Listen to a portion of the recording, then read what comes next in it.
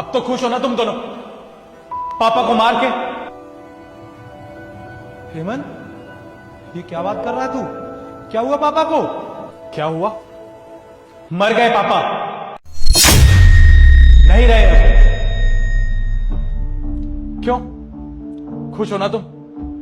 मिल गई तुम्हारे भी कलेजे को ठंडक। ये क्या बात कर रहा है तू?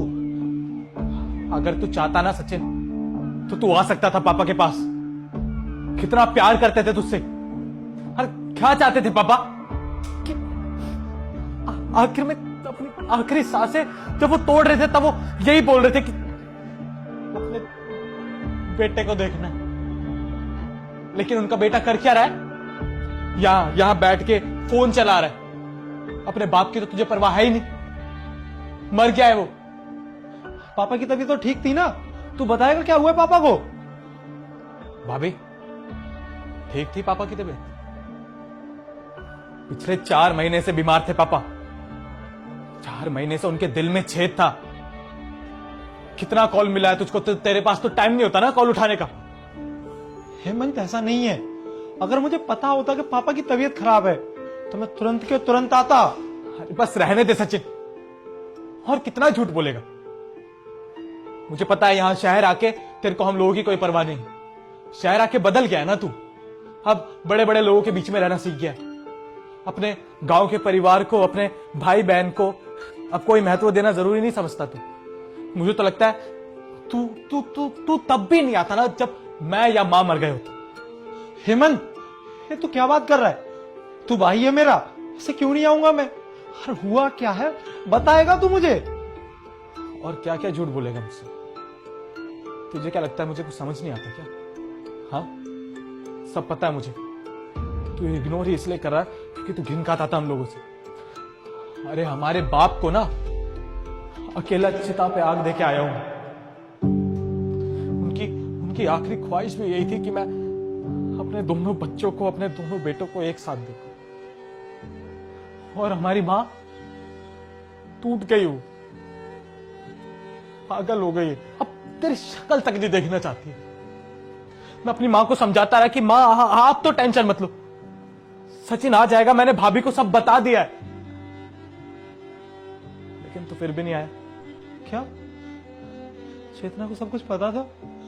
चेतना क्या कह रहा है? कि तुम्हें पापा के बारे में पता था कि पापा की तबीयत खराब है, तो तुमने मुझे क्यों नहीं बताया?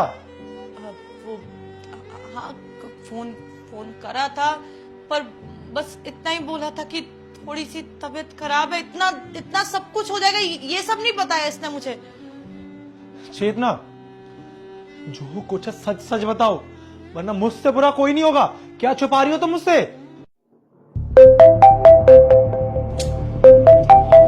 तो ये हेलो, हाय हेमंत, तेरे भैया को ना मैंने बोल दिया था, वो देख लेंगे। पापा की तबीयत खराब है ना, आएंगे।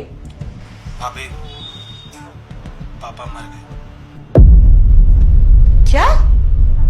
मैंने आपको बोला था ना कि भैया को भेज दो, आपने नहीं भेजा। शिट, क्या हो गया? क्या करूं? सचिन को तो बताना पड़ेगा ना। अगर बता दिया तो वो मुझे गुस्सा करेंगे कि तूने पहले क्यों नहीं बताया पापा की तबीयत खराब है। क्या करूं?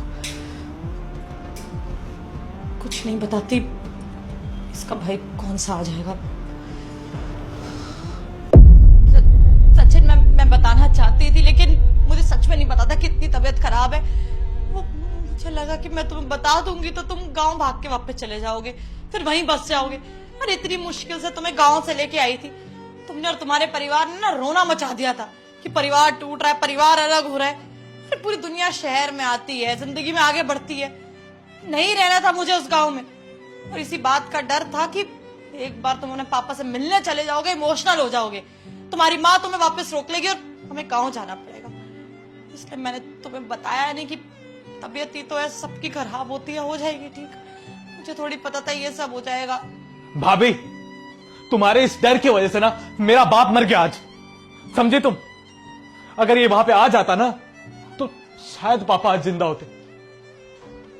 दौरा पड़ा था उनको, और उनकी आखिरी ख्वाहिश हमेशा से यही थी कि उनको अपना बच्चा देख रहा था, जो 4 साल से आपने उनसे जुदा कर रखा। अगर ये आज वहां पे होता ना, तो शायद हमारे पिता का साया हमारे सर पे होता, लेकिन तुम्हारी वजह से ना सब मिट्टी में मिल गया। और सचिन, तुझे पता है, जब पापा की मौत हुई ना, तो एक भाई के नाते ही मैंने सोचा चिता को आग देने के लिए तो तुझे फोन मिला दूं। तूने फिर भी नहीं उठाया।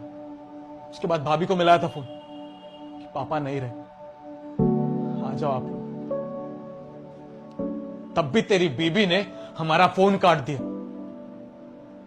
अब बोल तो ये भी झूठ है। चेतना, इतनी बड़ी बात हो गई, मेरे घर से तुम पे कॉल आया और तुमने मुझे ही नहीं बताया। घर पे मेरे पापा की डेथ हो गई, क्यों नहीं बताया तुमने मुझे? सचिन, मैंने पहले तुम्हें नहीं बताया था कि पापा की तबीयत खराब है, और अगर मैं तुम्हें ये बताती कि वो नहीं रहते तो मुझ पे गुस्सा करते कि मेरी वजह से तुम आखिरी समय में उनके साथ नहीं रहे। इसलिए मैं बहुत सारा डर गई थी, इसलिए मैंने नहीं बताया। सॉरी, मुझसे गलती हो गई।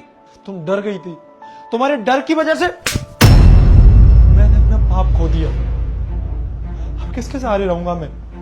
क्या करूंगा इतने बड़े घर का, जब मेरे पापा ने मेरी यादों में ही दम तोड़ दिया? तो चेतना, मैं तुमसे प्यार करता हूं, तुमने ही मेरे साथ ये किया। ये उम्मीद नहीं थी मुझे तुमसे। और भाई, मुझे सच में नहीं पता था कि मैं काम में इतना बिजी हो गया। इसने मुझे बताया कि तुम्हारे घर पे सब कुछ ठीक चल रहा है, पापा की तबीयत खराब हुई थी, वो ठीक हो चुकी है। मुझे ये नहीं पता था कि पापा की तबीयत दिन पे दिन बिगड़ रही है। अगर मुझे पता होता तो इसका सारा कुछ देख के मैं गांव निकल आता। और चेतना, तुम्हें यहाँ रहना था ना, तो आज कान खोलकर सुन लो, रहो यहाँ पे। तुम्हारी वजह से आज चेतना, मैं अपने पिता की चिता को आग नहीं दे पाया।